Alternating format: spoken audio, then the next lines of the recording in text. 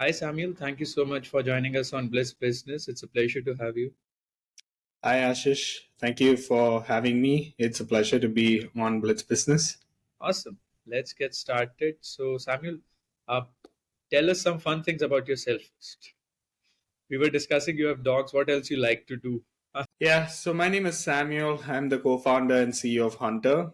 Um, I started my journey working for the Emirates Group, and then I started Hunter, and I became an advisor to the World Bank and United Nations because of my work with Hunter, especially. I'd love also my hobbies are I love doing woodcraft. I love singing. I was a musician back in the day as well. I love to read a lot of business books, especially. And yeah, I love to travel also with my wife. I'm a newlywed in the sense that I'm 2 years into marriage, but I consider myself as a newlywed, still learning about marriage and work and balancing both of them at the same time. So yeah. I think we can talk about business later. Let's talk about what marriage tips you want to give to our listeners since you are in the newlywed category. I'm probably not an expert at that field. I'm still learning, but I do believe that it is very important because marriage is. I would say marriage comes first and family comes first before work and before business. Especially, it's very important to spend time with your spouse. It's very important to schedule those time, especially during the weekends, and to travel with them and just to be a supporting spouse as well to them. So especially when business is not doing well, all of those, that's when a lot of problems arise. And if you're spending good quality time with your wife, I think she's gonna understand. If rather, if you're like focused on business all the time, if you focus on work all the time, it gets to a point where when problems arise, that's when problems at home also arise, and obviously it's gonna affect work and business. I would say spending quality time, learning the love language of your spouse, whether it's quality time, whether it's gifts, whether it's words of affirmation, those are really important. And putting your spouse also all of everything else is I believe is a very very important, especially when you're doing business, because when you're doing business there's a lot of ups and downs and it's very fluctuating. So yeah, very important for the work life balance. So, how are you managing marriage and business at the same time? I think I am more intentional now in terms of there are seasons when it comes to work. There is a culture of hustle and grind when it comes to startup. I do believe it's true, but I also do think that there is a lot of too much focus into the hustle and grind aspect of things. And so I believe there are seasons where you need to hustle and grind, and then when there are better seasons, I think that the balance is really important. And there are seasons with regards to marriage also where you need to focus a lot more on the marriage than the work.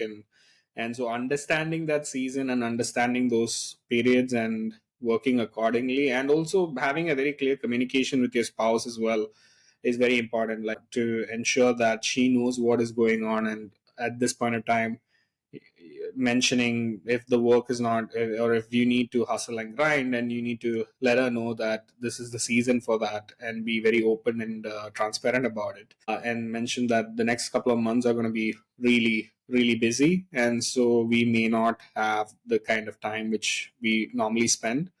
And so during the other times, when things are better, it's good to like probably travel with your wife, get out of the whole the mundane things and the mundane environment, and explore new places. And also when you travel is when you discover a lot about your spouses as well, also during your daily walk with her as well. But yeah, try to manage both in that way. So, currently, what season are you in, Samuel? I think currently, right now, we are in a season where we need to hustle and grind. So I've already told the next couple of months are crucial. Yeah, there would be late night work. There would be a lot of late night, midnight, early morning work type situations. Yeah, so be prepared for that. But she knows, she has gone through the fluctuations, so she knows, and she knows that it's not forever as well. So at Hunter, so what are you now? What are you? So tell us a little bit about Hunter first, then we'll dive deeper into it. Yeah. Yeah, sure. Hunter is a migrant worker marketplace that helps large enterprises which have about 3,000 employees to over 100,000 plus employees hire workers, especially overseas workers, by aggregating service providers and training organizations, service providers such as training organizations, government organizations, and recruitment agencies and institutions which have large amount of blue collar workers. We aggregate them and we empower both sides with technology. So the interviewing, the shortlisting, all of that happens through our platforms, and also the onboarding happens through our platform. So we started as a marketplace, and then our natural progression was to go on to build a SaaS platform which takes care of the entire onboarding.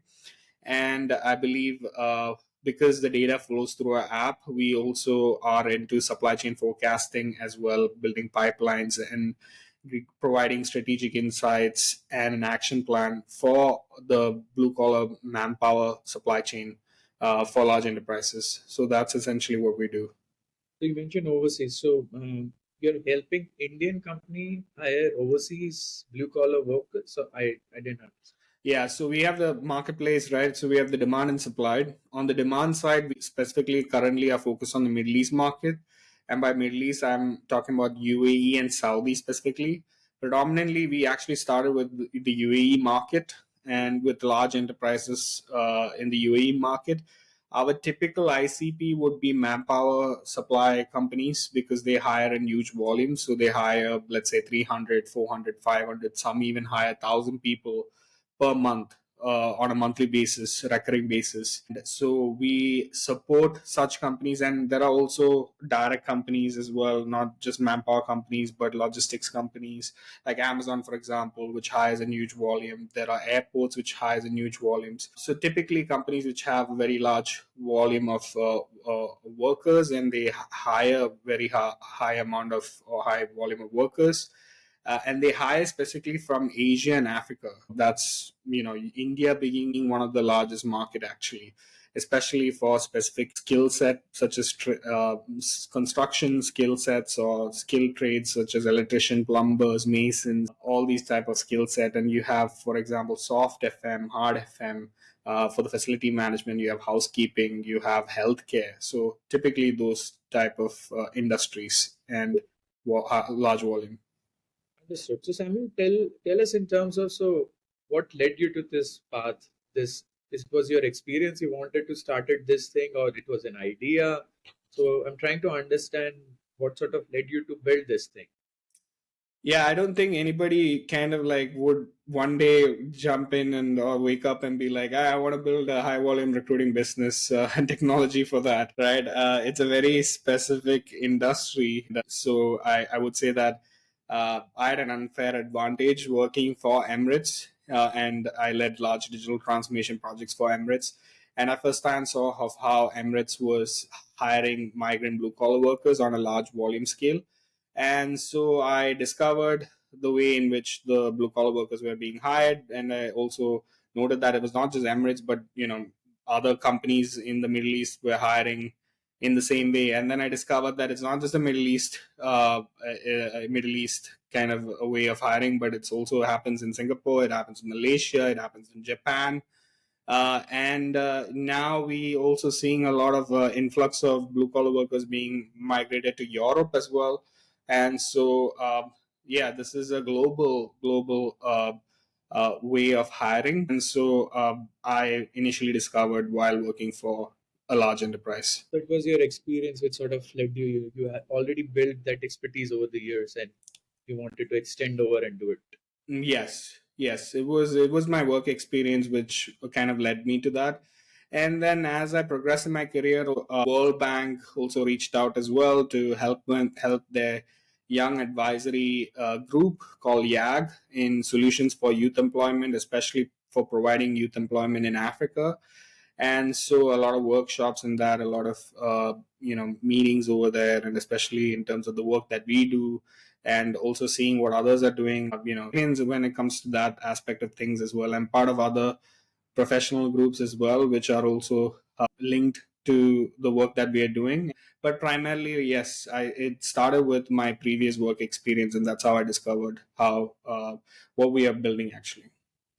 So now let's get deeper into this. So there are Yeah. many articles or news clipping or even on Insta or social media about workers' condition, especially in Mhm. Dubai, UAE, and Middle East. It's Yeah. very prominent. Many documentaries have come out in terms of keeping passports, etc., etc. The working condition are terrible. If I can recall correctly, it was like what, $4 an hour, something that sort of pay scale um, for such jobs. So, what is the current scenario and what is the reality on ground since you're from the segment? Yeah, I think back in the day, especially Dubai being a very new city, and especially a lot of infrastructure being invested, and still there's a lot of infrastructure being built in the city. But you can say that UAE was probably one of the earliest place to kind of take advantage of being in the middle and being having great access to Asia and Africa, and laws were pretty much being built at that point of time. And so uh, there were a lot of companies which were hiring workforce, and in that there were also a lot of not so great companies as well hiring a large amount of workforce. And so I guess specifically, typically, companies which were not probably well run or with not a great management were hiring in also large volume of workforce, and they were put into working conditions which are not great, salaries which are also not great, and obviously that led to problems, and that led to a lot of news and articles being put out on international media. But Dubai and UAE, especially, I would say, is unlike in the other countries. They are very fast in terms of developing policies, developing laws, and also they are very concerned about protecting the vulnerable people. And so, over the period of time, they have developed a lot of laws in terms of protecting the labor workforce as well. They have brought in embassies from other countries to ensure that there is a fixed wage, or this is the lowest wage, and there are certain criteria that need to be met when it comes to accommodation, when it comes to food being provided, when it comes to the wages, when it comes to overtime. Such, if those things are not met, there are very strong laws against people who kind of break those laws. And so that was one of the measures. And I guess a lot of the embassies have also come in and enforced that as well. Embassies of different countries have enforced that as well, and large enterprises have to now comply with the certain laws as well. So specifically, especially branded organizations or organizations which are reputed in nature in the UAE, they are well known. Like, for example, CSR. During my period of time, I've seen of how CSR budgets have grown because the government has have put a big emphasis on CSR budgets, on ensuring the workforce, the quality of accommodation centers. I've seen of how the accommodation centers have transformed over a period of time. And nowadays the accommodation facilities look like cities, a mini city, where some of them I've seen have basketball courts, they have gyms, they have facilities which are pretty good facilities. The companies have welfare team to ensure that the people's needs are met. And so there are, if you're a large enterprises, if you're a reputed enterprise, and especially if you want to win big contracts, you have to follow such regulations. There are enterprises which are probably, like, they are not very well known in the market, and they are not run in a great fashion. So we basically do not work with such organizations. We have certain criterias which we keep in order to work with, and so we work with reputed organizations who have certain level of accommodation, certain wages which are provided, and food and transportation and insurance and medicals and all of those which are being provided. And so we're aggregating those type of demands in So, the market. understood. So, Samuel, help us understand in terms of what is the pay scale we are looking at, like how much someone earns, someone is going from here to UAE. for particular jobs? Like what is the pay scale we are looking? So I would say typically their accommodations are covered. A lot of their costs are taken care of. Most of the companies, again, it depends on the criteria of the work that they do, but most of the companies they provide food as well. So accommodation is covered, food is covered, the transportation costs are covered. We are working with companies who provide insurance and visas, and they are not deducted from the employees and all that, because there are companies which deduct those and we do not work with them. So my point is, a lot of those aspects are covered for the employee, and so the employee doesn't have to pay for such things.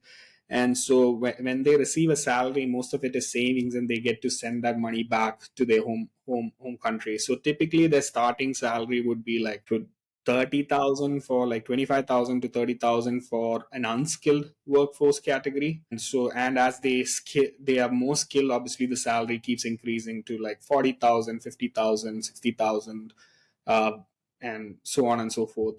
And so and most of their salary, they're able to save that money, and they're able to send that money back home because all of their costs are typically covered by the enterprise. Understood. What is your business model? Is it the traditional one? You take 8.33% or 1 month salary, or how is it? How are you making money? Yeah, typically what we do is we take 1 month, and we have the marketplace which takes 1 month. We have a SaaS platform which start with the $5,000 per month. That's for the onboarding, and it differs based on the size of the company as well. Yeah, $5,000 per month for using our SaaS platform to take care of the onboarding process. The pricing really depends on the size of the company. And we also have a supply chain forecasting, building pipeline, and simulating demand. Because the data flows through our app, we are able to, and we are doing different types of demand where we have a lot of information into the demand. We have a lot of information into the supply side as well, because we are service providers all across Asia and Africa. We have a scraping tool which kind of like takes a lot of the jobs from the competitors, and data about that, and data about what are the jobs available in the market, and some of the global geopolitical situation which are happening. And so we're able to like simulate a certain uh, demand, and what those supply looks like, what those pipelines look like, and we're able to create those pipelines and what those timelines look like as well. So for that, again, it's more of a custom pricing. What is the salary trend right now? What are you seeing in the market? Like, what are the jobs coming up more versus previously what you have seen? Yeah, a good question. So back in the day, we were seeing, for example, I mean, it differs according to different seasons, right? I guess we started right after COVID, and when we started right after COVID, our focus at that point in time was healthcare workers, because the nurses were highly demanded. And you would have probably heard of how India sent a lot of nurses across into the Middle East. And so we did a lot, we brought in a lot of nurses at that point of time into the Middle East, especially for hospitals, for clinics, universities, schools, the government. And then we moved on from there to, and the typical market category usually was the unskilled labor. That means the construction workers and all those categories. But we've seen a shift in terms of from the unskilled labor, like the construction workers, the cleaners, and all that, to more of a skilled workforce. And you can see the reason why is because Abu Dhabi has invested 120 billion dirham into the country to build up manufacturing, and as a result, a lot of the skilled workforce, the requirements have increased. And this is also partly because, actually not partly, majorly because a lot of the countries have moved away from China and starting to do manufacturing. India has benefited a lot, especially from countries like the West moving away from China and moving their manufacturing to India. And in the same way, there are some local businesses which are government funded businesses, manufacturing businesses which are based in the UAE, which are highly funded, and they're also pretty well known in the global space as well. And they've received a lot of funding from the government. There are new companies which are established, which has brought in a lot of skilled people requirements as a result. That's one sector. And then we also seen agri-tech. So the UAE has also focused on agriculture workers, but specifically with combination of technology to develop the soil, and the soil in Dubai has been changing, or the UAE has been changing. It's no longer a desert, not completely a desert anymore, and a lot of the deserts have been turned into agriculture farmland, and UAE intends to be be self-sustaining with agriculture, but also to export a lot of the agriculture which is cultivated in the country. So we have seen a lot of agriculture workers being also that trend also coming into play. Apart from that, we have also seen increase in female workforce as well. Naturally, like it has been always the male workforce, and and there are certain industries where female workers have been dominated and male workers have been dominated, and we've seen a shift in those categories. For example, in the skilled trades, it's usually dominated by male, but we have also seen of how females are being focused on the construction sector, which is not usually the case, right? And we also seen like female workforce, typically it's usually housekeeping or receptionist or front facing roles, or healthcare workers specifically dominated by female worker category. But we have seen a change into the skill category where the females are dominating, and so there's a lot of interesting trends going on. But I would probably highlight these, which are the main. So it's basically manufacturing, agri-tech, a lot of skilled workers kicking in due to the investments in women. Yes, Uh, construction, manufacturing, agriculture, these are probably the rising industry trends. so till now, Samuel, everything sounds very rosy, right? So what are the challenges in this business? What do you deal with on a day-to-day basis? Yeah, I think our journey itself was a bit challenging in the beginning itself, and there are challenges even now, but challenges changes over time, and the more. Season Yeah, sorry. depends on the season. Yeah, it depends on the season, exactly. There were times when probably in the beginning my challenge at that point of time was we didn't have a product as such at that point of time. In fact, we created a two-sided marketplace where we help enterprises connect with blue collar workers directly. That didn't really work out. We didn't find a product market fit, and so we went back to the drawing board. And that at that point of time, I wouldn't say we, like it was just me and probably my co-founder at that point of time. And so I remember. But I did have the network coming from Emirates. I did have the network. I do have the network for the demand side, and it's a chicken and egg situation with the marketplace, right? What comes first? Is it the demand or the supply? And I guess again that depends on the period which you're in, but the initial phase definitely in a job market situation is a demand side. And so I reached out to my connections with the from a demand perspective, and found out a couple of jobs. And on the other side, we had a supply side where we connected with people in the local market, especially the ones who came with a offer letter into the country, but these are typically fake offer letters, or they've been exploited and they ended up in the airport for 2 3 days without, they've been stranded in the airport. And I found those people again. And I used to remember I used to drive from the airport, taking the people in my car, and would go to the interview location, and you try to. Please, Huh? where were you? In Dubai. In Dubai. Yeah, I used to drive them to the interview location, and till they got a job, I used to do that. But I learned a lot through that process. And then back to the drawing board, we kind of like mapped out that entire what that process looks like. And so we did a lot of work manually at that point in time. So everything. And I was kind of like, I was the CEO of a company, but I was also the driver, I was also the PRO, I was also everything. And that gave a lot of experience and learning, and went back to the drawing board and mapped out that entire process and looked at what that process looks like and built technology solutions on top of it, basically. So that was probably the challenge at that period of time, and then limited amount of funding also at that point in time. And so I was basically self-funded and bootstrapped, put in all my money at that point in time. And so obviously like have to be very scrappy and very resourceful with the kind of budget which I have. And so did a lot of manual work in the beginning. And so that had its own challenges at that point in time. And now we are in a different season, different period. We have a team, we have customers, we have product, we have service providers, we have a whole lot of other things. And we have all like some amount of resources, and we're tackling it in a completely different way at this point of time. But the challenges is also in terms of we have different types of challenges now. We have competitors who kind of know us and trying to sabotage our work, and so we have a lot of competitors who are probably unorganized in the sector, and they threaten us in different types of ways. That Those ways.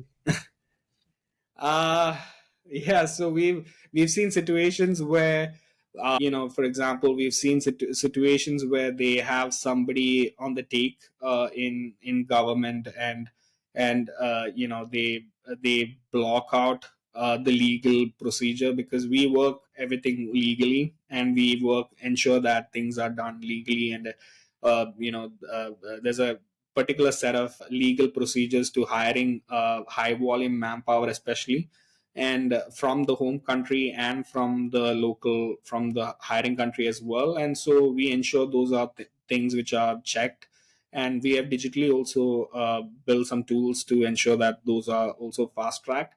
But we have seen where things such as those get hindered because they have some level of contacts in areas, and they block out or delay the process as a result, and try to give us a bad reputation and all of those things.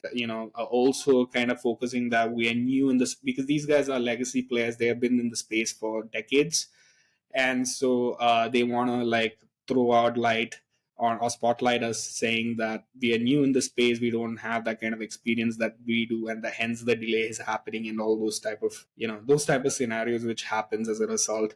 We have had people who are potential lead, where they've gone into the business and everything is worked out, and we are onboarding them, and in the middle things stop because their existing supplier got some information that we have approached them, and so they again say things like, for example, they are not a recruitment agency, so they don't have the kind of experience that we do, and all of those things, and they'll just waste your time. They are not able to fill your requirements, and all of those things typically we have seen as challenges when it comes to in this particular space. And both in the hiring country as well as the sending country, we have encountered such challenges. But yeah, we have overcome these challenges by really like focusing on quality, focusing on what we promise the clients, especially. And also, we have gone to people who are probably who understand what we are doing, and probably on upper level management in the government, or like in the client side of things as well. And we really delivered in terms of what we promised, and in terms of what a comparison of output, they have seen changes, and they've obviously like and from a client side, I would say, they always provide us with the most challenging situation, and they always give us their most complex countries and the most complex projects to crack, which they have never been able to crack prior. And so they expect us to fail, and so if we fail, okay, fine, we're not gonna work with you. And so we have been laser focused in terms of ensuring that we don't fail, and we find out ways in terms of which we can deliver. And so we have delivered, and as a result, we have very long term relationship with these clients as a result. So yeah, so these are probably some of the challenges. I can go on about challenges. There are challenges, I guess, with businesses. Every businesses there are challenges, but it's all about I guess with business, it's a massive mountain, right? And you're constantly having to climb the different mountains of challenges which comes in, and it's all about problem solving and all about overcoming them. Because most businesses fail at the end of the day, and especially technology startups actually like fail at the end of the day. And it's all about just as an entrepreneur, it's about having the right mindset, being positive, and also, but at the same time, having a reality check on what's happening and trying to find the right solution for these problems and overcoming them. Yeah, so I think that right mindset is really important, especially when there are challenges, because yeah, there are so many challenges. The minute you decide to become an entrepreneur, the whole world goes upside down. It's not rosy. It's a lot of challenges, but it's the right, I would say, the mindset is key in business. Was there any reason, Samuel, to go for building a SaaS product? Because as you mentioned, right, the legacy player has been there for very long, and I assume they are doing it very ad hoc way, Yeah. because like quote unquote as a recruitment agency, and the processes are sort of in that fashion. So was there any reason to position yourself as a SaaS player versus a recruitment company? I mean, in terms of valuation, yes, it helps, but anything else, or what was the thought process? It also depends on the type of the burning requirements for the clients and what they need at the end of the day. So probably we see the marketplace as at the end of the day a go to market strategy, I would say, compared to what our vision is. Our vision is not the marketplace. Our vision actually is on the data and data analytics, and on in terms of having all the data and being able to simulate demand, able to forecast supply, and creating pipelines. There is no particular, you have Palantir technologies for the supply chain, for especially for logistics. They started in the defense contracting space and they moved on to logistics, and especially in the supply chain space. But they don't do data analytics for example, for the manpower requirements. So that our vision is on the being the data analytics platform and having a lot of data in the manpower space, because the blue collar space, and there's not such player in the space, and there's not much player who have the knowledge, who have the insights, who have the data in terms of what manpower sector especially. But to get to that data, you need to have the marketplace. You need the marketplace. You need the you need because that's how the data comes in, right? You need to have the service providers. You need, and so once we have established that, then it's all about moving into a SaaS, because the SaaS makes sense in terms of onboarding and speeding up the process. And once you have the SaaS obviously feeds in a lot more data. And once you have a lot more data, then you're able to do a lot into demand simulation and supply forecasting and all of those things. So I would say it's a natural progression, but again, it depends upon the client. If the client wants a SaaS software directly, it's an easy sell to like sell them. But if a client probably does not understand the SaaS software as much, but they understand that they need people, because that's their criteria. They understand that they need a people, they need to diversify their workforce, and so they want to get access into certain countries which they have not been able to get access to, or they want speed in terms of deployment, because a lot of these legacy players out there take a lot of time in terms of onboarding the candidates, or bringing in the candidates and doing the entire process, because the entire process which they do is manual at the end of the day. A lot to do with Excel sheets and WhatsApps and a lot of other technology. I mean, there's not much technology actually. It's a lot of manual, a lot of handwritten work also, and Excel, and probably WhatsApp and email communication going back and forth. And so it's an extremely fragmented experience, and as a result, there's delays in terms of onboarding, let's say 300, 400, 500 people on a monthly basis, right?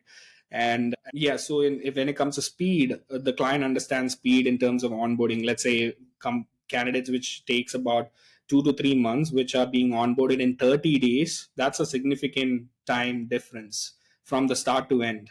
But Samuel, if that is the problem statement, then why not sell the solution to the existing recruitment companies? Why to create a separate process of hiring and then establishing the entire piece which is already there? If that is the problem statement.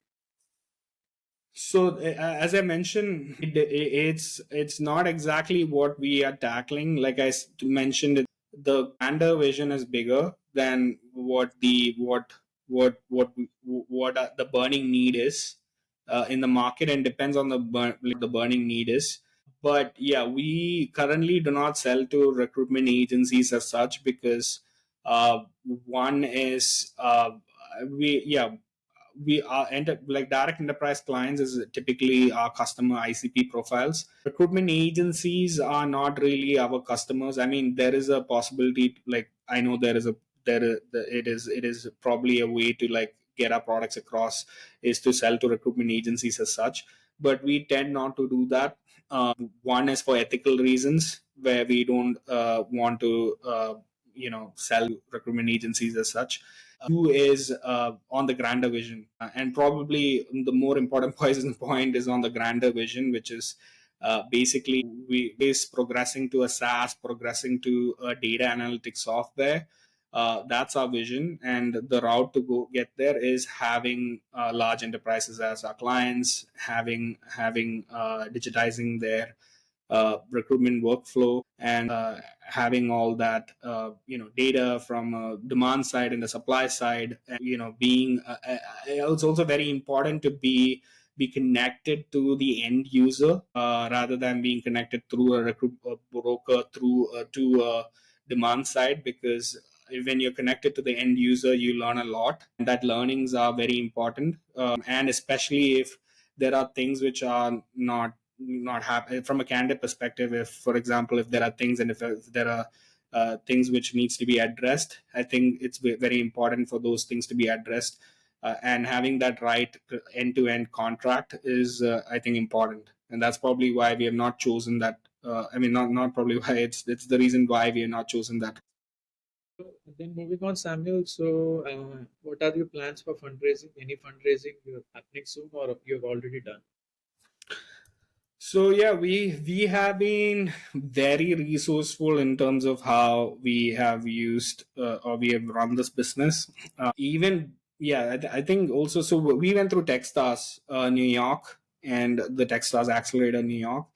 We yeah we were able to raise capital also at that point of time, but right after the Techstars New York, we in fact got a term sheet, and which we didn't get into. We didn't feel like we should get into it. And that was also something which I would say, which was probably not a very easy time, because that is the time when Silicon Valley Bank fell. The interest rates are very extremely high, and I mean it's still high, but that was a peak point. And also there were a lot of challenges. Yeah, SBB, FTX, as well. Yeah, cash became expensive for VCs, and so they were not funding, and that's the time when we also received the term sheet as well. But yeah, we just decided to not raise at that point in time, and we are actually breaking even and profitable by a small amount, and we look to grow in a certain way, and not probably like burning a lot of money as So well. what was the reason to reject the term sheet if you got? It was a particular term or something, or the valuation was not right? What was it? I don't think so. In terms of valuation, valuation at the very early stage, I believe there are so many terms out there, and valuation is probably not the most important term. And when it comes to raising capital, there are so many terms out there which is probably more important. And I guess the most important piece, especially when you're building a impactful business and serving the lives of many people, I think the value aligned investor is very important, because you're bringing somebody as a partner to your organization, and so there should be alignment in terms of your vision and in terms of your goals. So you need to tell us what was the miss. What was the you are going around about it. You have what was the reason for the Yeah, gap? so I would say the value alignment was the reason why it was not. What does value alignment mean? Value alignment means the kind of growth, and so I'll give you an example. You mentioned about the recruitment agency, and we do know that we can hack growth faster if we open it up to recruitment agencies, because we're empowering them by giving them the technology Yeah. to speed up, and that's a very fast growth, because then there's so many recruitment agencies, and you rightfully mentioned that, right? But obviously, we can grow like that, but that affects what our vision is They from basically wanted you to shut the current way of doing and focus into the, because that's the same thing clicked to my head. If you want to scale, yeah, exactly. So the way in terms of scale is being done was a different way, but I didn't align to that, and so I don't think you should take capital which are not value aligned, and kind of sell your soul. And then what is any the reason for building a business such as this, right? So US VC or Indian VC? As you US, it is a USVC, yeah. tell us a little bit about your Techstar experience. How was it? I think it was really good. I think I do believe that it was really good because I'm a first time founder in a tech business. After my Emirates experience, I quit my job and built a digital business, and I was doing a typical digital business. I mean, it's a great business, but at the end of the day, it's not a startup business, and so it's a different way in terms of how the business is being done and all of those things. But the whole reason to why I built that business is to start Huntr, to kind of bootstrap it at that point in time, because it's very difficult to like raise money on just an idea alone, and especially if you're a first time founder. And so at that point in time, that was my way in terms of building Huntr. And then it came to a point that Huntr required my full focus, so I shut down that business and then fully moved into Huntr and focused completely on Huntr. And I think that when you are building a startup for the first time, if you're a first time founder, joining an accelerator is very, very good because it gives you the insight on how the game is kind of played, right? Because it is a game at the end of the day. And so you understand the way the different ecosystem partners, how they work, like for example how investors work. If it's a VC, what motivates them, what incentivizes them, what the reasons to why they invest. And if it's the other ecosystem partners out there, how the why and what incentivizes them. And also, they will polish your deck, they will polish your pitch, they will get your starting with your elevator pitch.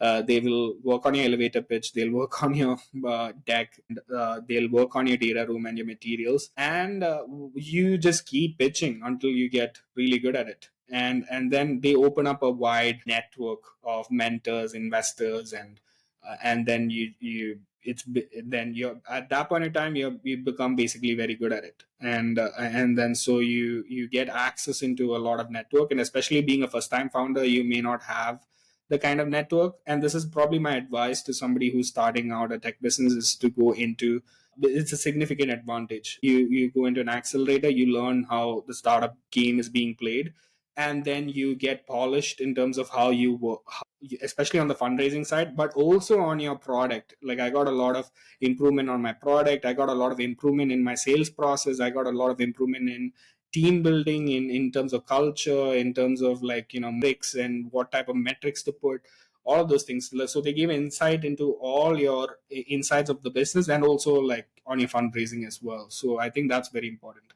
One insight you want to share with our listener, which just blew your mind? That's very difficult to pick because there's quite a lot which is out there. Which Something which you felt, wow, you know, that's how it is. Something which just, stayed with you.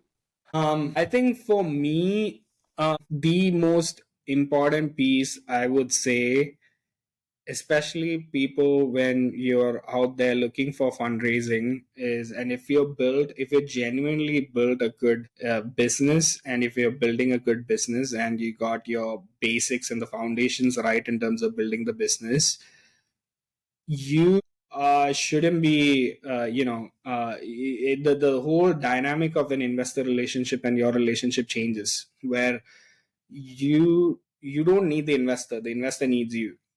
And that mindset, I think, is very important, because you're basically building a really good business, and you know that it's gonna become a big business, and so the investor needs you to make money. And you're basically putting the work, their money to work, right? And so you shouldn't be from a perspective of, I need an investment to like kind of grow, and I need to, or I will die type of a mentality. If you're in that mentality, I think that that's the wrong mentality, and then you shouldn't be raising capital. You should be focusing on building a business at the end of the day. So I would say that I would probably leave it that, and then a lot of things come out from that.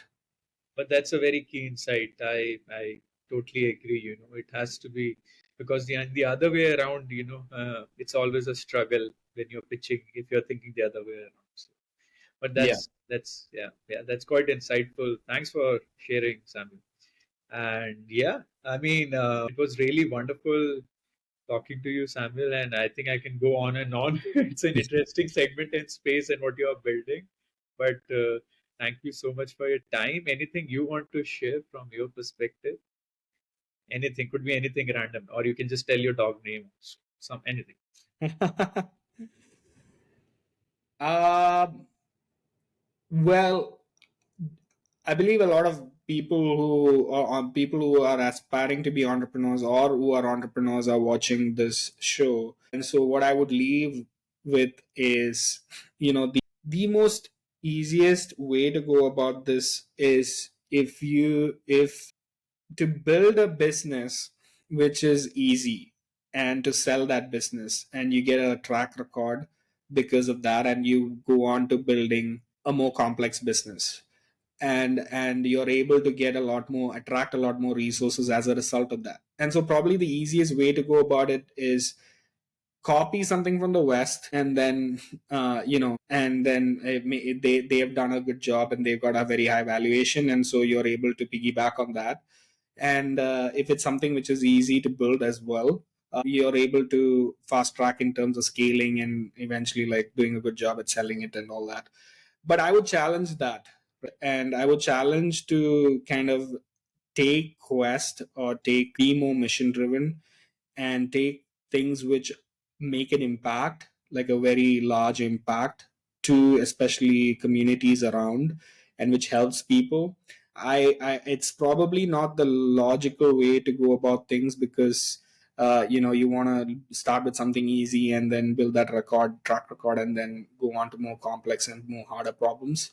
But I would challenge that, because at the end of the day, also building a business needs to be, or building a startup needs to be something more than, or drives you more than making money. And so I would challenge the listeners to build things which makes a very significant contribution to the society. And so that's the legacy which you kind of leave with, right? So I'd leave it that.